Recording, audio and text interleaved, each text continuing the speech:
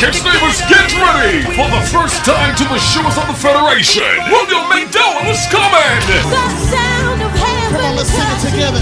Friday, November 17th, floor crowds go live for the Next Generation United Elevation Festival 2017. Featuring Datricia Morton, Samuel Menace, Sharon Nurse, Mind Wonders Band, and Next Generation United. Children under 12 pay $10 at the gate and adults $40.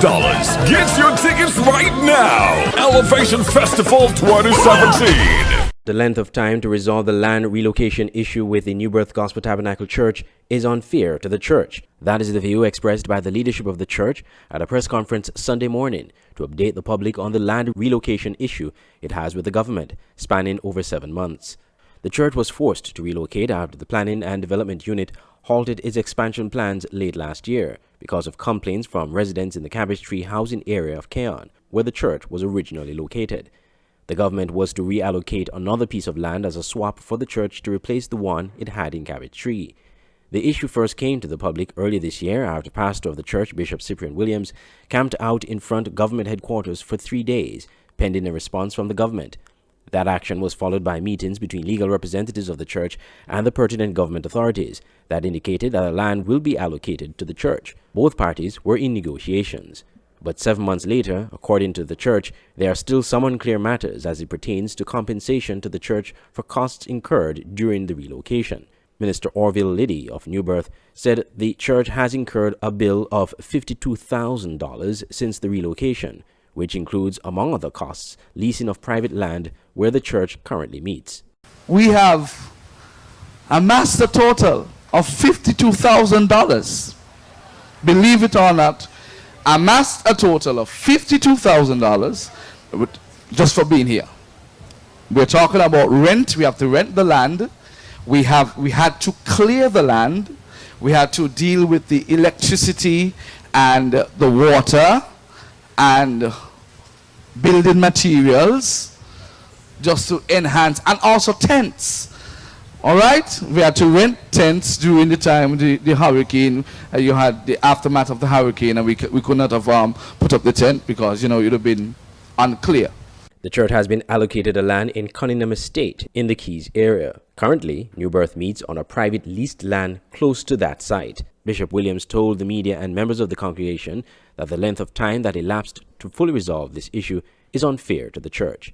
We have been praying, but it's coming to a point now, my God, that it seems as though if we don't do something, I am not insisting, because I know how the government felt when I went to 4th Street, Church Street.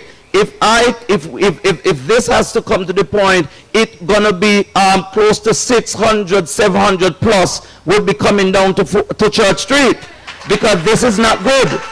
This is not good. I do not want that to happen, right? But this is overbearing now. I mean, how long does this is the government, the land belongs to the government, and it's very easy for them to get this thing done. Because why I'm saying this, from the letter that we sent them in October, in no time the land was cleared. In no time these things were done. It means that since in March, in a week, this thing could have been over. Attorney General Vincent Barron Jr. and Prime Minister Dr. Timothy Harris both told the media last Wednesday that the land issue was being resolved with the church and the paperwork was in process. That matter is being advanced, and that the attorneys for the church are well aware and up to date with respect to the developments for the land for the New Birth Church, you call it? New Birth Church. You don't know, the gentleman wanted to know if there were any update you could share in relation. Yes, that's correct. We have the Ministry of Sustainable Development have cleared the land and done the necessary points of the land that has been allocated in exchange for the land from Keon. And these are currently in the process of being registered, as I understand it, at the land registry. So it's more or less complete, and we're in touch with the solicitors for the church, and we would hope that everything would be finalized by the end of this month.